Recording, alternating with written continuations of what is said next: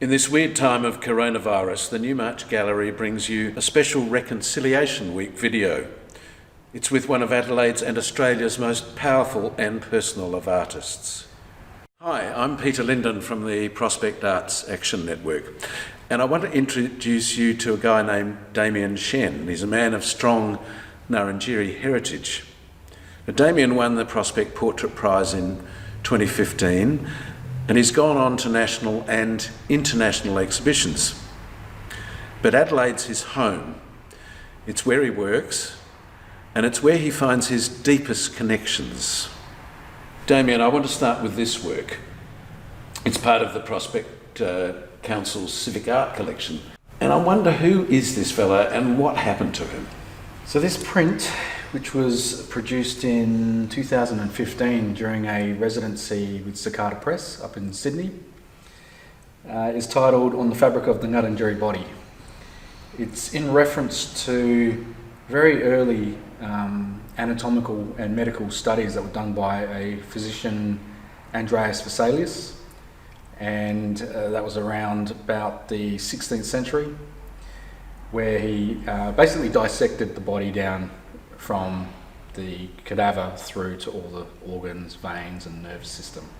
So this image, the figure, is one of the stages of that dissection, and it relates more specifically to the Ngarrindjeri history of the theft of remains and the study of Aboriginal people. So what I've done is I've basically turned it into my Uncle Moogie, and put the Ngarrindjeri sort of paint marks onto it to create that connection, but it's still got the very classic Renaissance sort of feel to it. Your mum and her family lived under the mission system. How did that inspire your art? When I started my practice, I sort of ventured around and tried to get an idea of what it meant to be a practicing artist. And after I returned back to Adelaide and did some drawing workshops to get my skills back, I was in search of a theme that I guess had some sort of root in my identity. And it just happened that the mission history, especially with Rauken, or as it was called back like before Point Macleay, my family spent time on that mission. Mum was born there and some of her siblings, and it just felt like an appropriate place to almost start the conversation with my practice. What's a conversation mean? So I took that in a very literal sense. With as many of my mum's brothers and sisters who I could get in contact with, I contacted them and said, "Oh, look, I'd love to feature you as part of my first series of work." What that means is that I'd love to sit down with you first and actually do an interview. The first question of that interview is going to be, what is your first memory as a child on the mission? And then from there, the conversation sort of went through to where their lives took them. So I've got hours and hours of recordings of my family in terms of their memories and sort of their journey through life to where they sort of were at that point in their life. And that became the basis for some portraiture that I ended up producing in charcoal. This work is very personal. You chose to do some very detailed, very fine portraits. What were you wanting us to see in those? It's interesting because, like I said, when I went on that journey to try to work out what it meant to be an artist, I came across an artist named Vernon R. Key, who was a very well-known Aboriginal artist in Australia and overseas.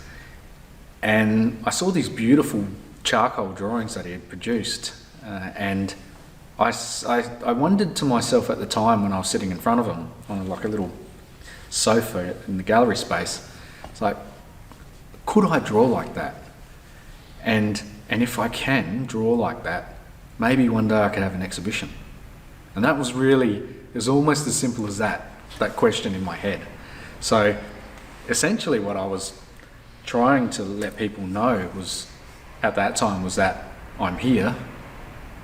I have I have some, I guess, confidence in a technical ability to be able to present work to people, and through that I'm hoping that you'll stop to look at the detail, but then you'll take the story away with you. And the feeling from those faces?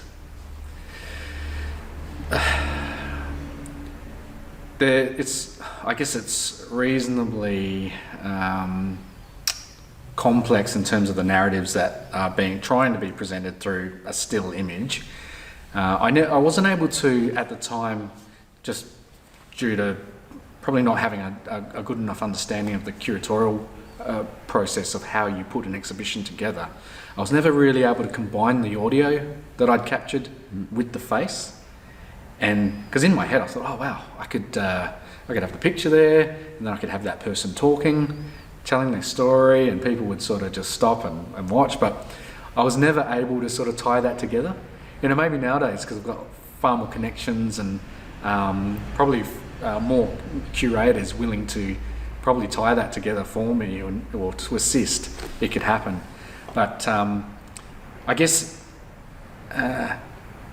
you would take there's a warmth in a lot of the faces that come with age, and when you understand the backstory of what it would be like to grow up on a mission, you somehow can piece together an image in your mind of, these people had interesting lives, but they still exude this warmth. So, not broken by that experience, but strengthened in some way. They always feel to me like they're looking into something in the distance. So there's the warmth I can see, and then some kind of, not vague, but focused. Yeah, there's whether it was, you want to call it a determination or just being focused, and because life hasn't been easy to in many accounts, but they've come through. I sure have. That's the sense I get. Yeah. When your grandmother died, you said that gave you a sense of urgency, a drive to start documenting your family history. What was it that you feared being lost? So, when she died, it was actually after I'd done my trip, worked out what I meant to, I was still trying to work out what it meant to be an artist, but I'd enrolled in a drawing workshop, and it was like the third day of that workshop was the day when she died. And so those events are so closely tied together that it made me realise, and I've been sort of talking to one of the facilitators of the workshop and said, I've got this idea, and who's actually an Adelaide guy but living in West Hollywood now, Robin Ely, he's a pretty well-known painter. And I spoke to him and said, look, I've got this idea for a series of work, and I sort of explained it a bit. And he just looks at me and he goes, that's going to work.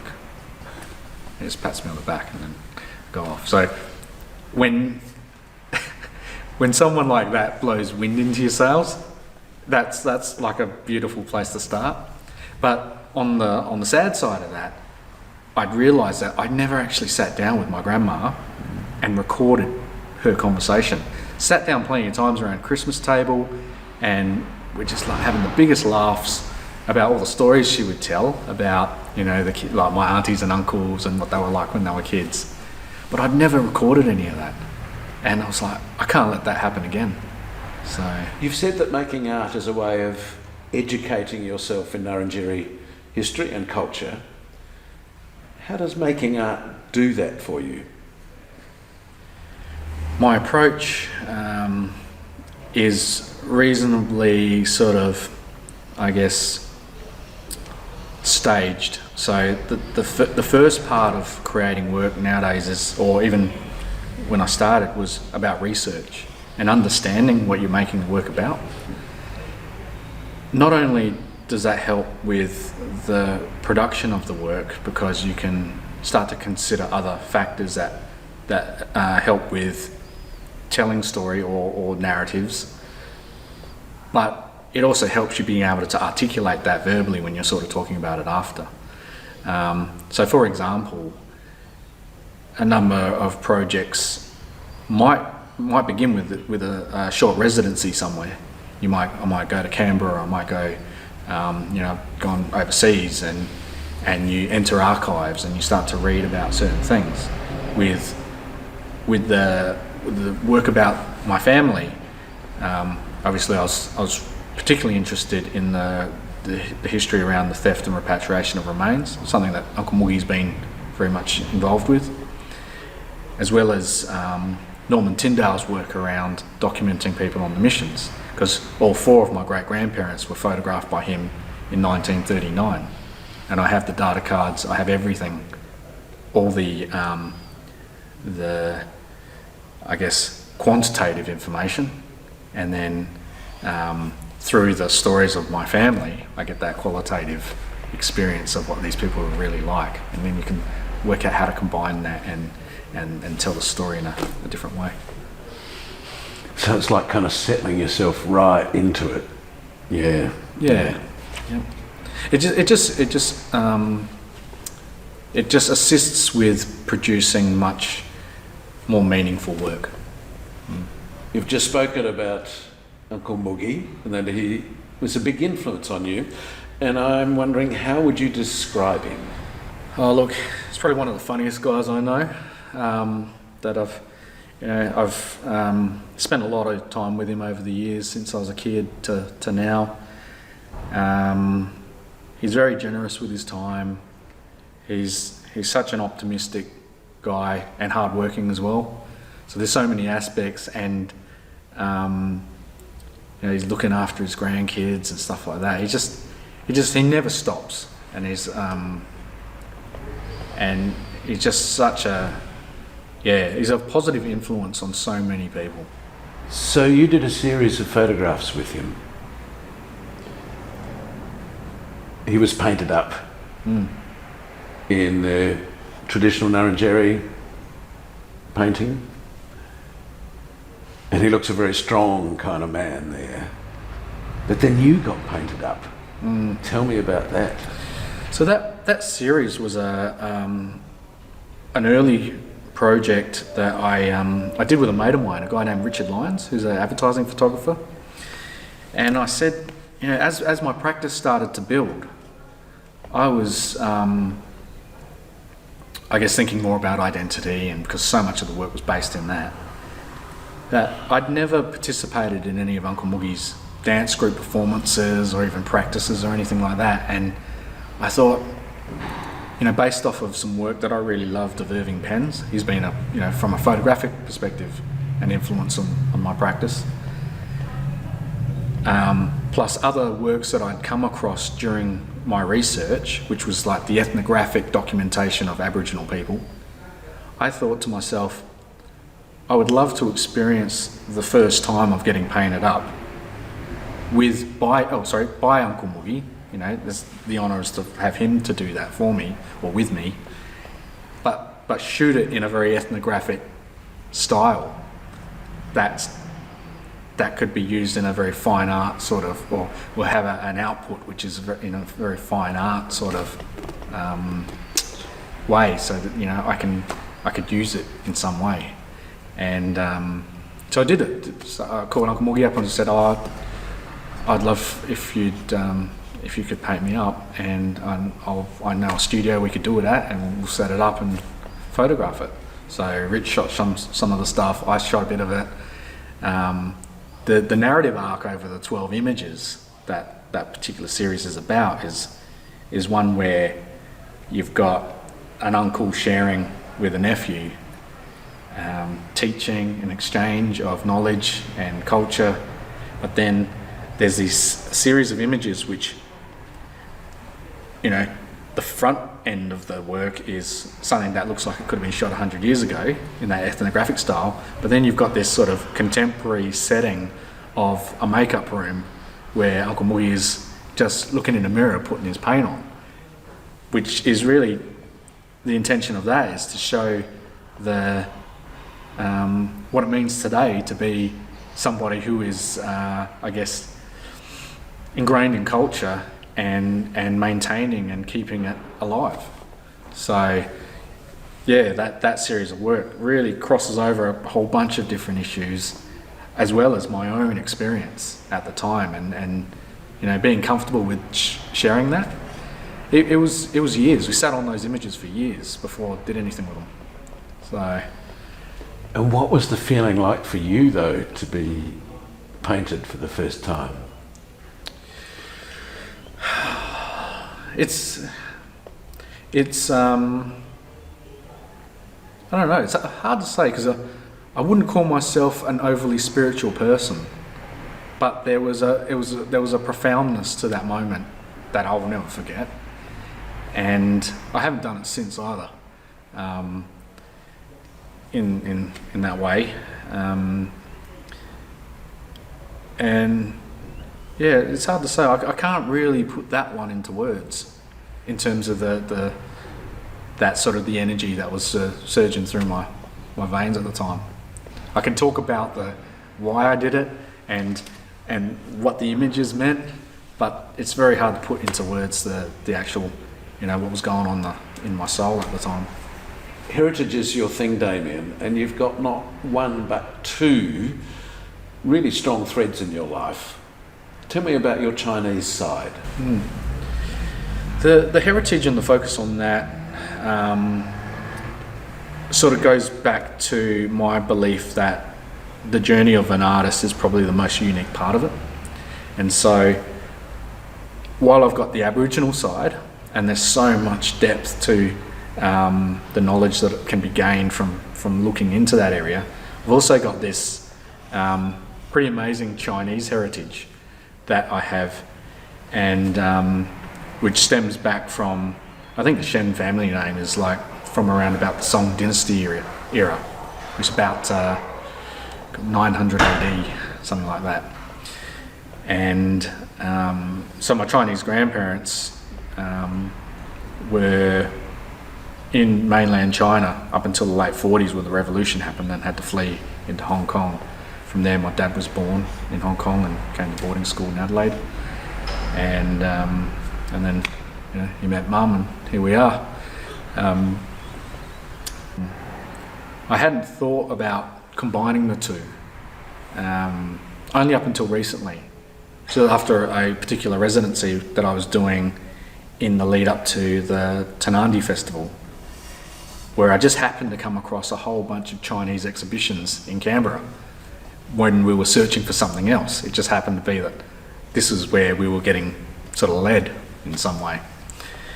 And it just made me think, oh, look, you know, the Chinese history is really important. There's a lot of, you know, there's a deep and rich history in Australia of the Chinese coming in, not connected to my family, but through other history, the gold fields and whatnot. So yeah, that sort of just, it didn't open my eyes, because I've had a reasonable understanding of, you know, where my roots were on that side. But it's the first time I've actually gone and went, you know, visually, and from a narrative point of view, I could really combine these to create something quite powerful. Why is it that you've been putting yourself in these recent Chinese works? So the idea of the self-portrait as, you know, Damien as emperor, or as archer, or as general, it links back to like a bit of a theme which I came across, which was this idea of it's a proverb which is titled, basically loosely worded as a stone from another mountain, and that term speaks about how things that come from far away can be used to improve if you are willing to open your mind and take it on board. So I think the actual proverb is something like, stone from another mountain can polish your jade. And but I look at it on a flip side to that too. And it's like, sometimes if you're not willing to understand what that difference is, it just looks mysterious, and can just sort of get through anyway. You know, if you know what I mean. I'm just like, people see Chinese characters all the time. They just look cool. They don't know what it means. They'll get them tattooed on themselves. It could just be the tattooist was just having a joke one day and put some other characters on there. But no one really knows, because they don't really stop to analyse it that much. Not everyone. And so it's that sort of mystique. It's this idea of something that's from far away can be mysterious, and people go, ooh, that's cool. But you know, how often do you really stop to analyse that and go, what does that even mean, and how does that apply to me? So that's how I view this sort of term, a stone from another mountain, which is the title of the last show. So those particular works, it's referenced from almost like antique imagery, Chinese imagery, but positioned on the Ngarrindjeri landscape, the Coorong. So the horse is on the landscape, near very close to where the Raukan mission is. It's sort of just out the back. And then the etching is done by hand on the metal plate, and which is like the shield carving patterns from shields of the lower Murray sort of region that you typically see. And then I've sort of, I guess, implemented a little bit of artistic license to create, you know, the patterns on the armour and whatnot. You know, underlying themes, stone from another mountain, but also this idea of masculinity and male role modelling, which has been a real big part of my development. People like Uncle Moogie, my Chinese grandfather, and through that my personal belief that young men really need to have solid male role models. And so that's all sort of like inbuilt into that work. Yeah. So I just want to thank you so much for being part of this video. For being it, Damien. Thank you. And thank you for having a wonderful space for the public to be able to visit, and to the community for supporting all the artists locally. And it's very needed, and especially in a time like now. And we'll leave you now with Damien's comment on our COVID times. It takes the work of the colonial artist George French Angus, and he gives it the kind of twist you'd expect after hearing what he's had to say today. Damien Shen is represented by Newmarch Gallery in Melbourne. Newmarch Gallery is a creative outlet of the City of Prospect in Adelaide, South Australia.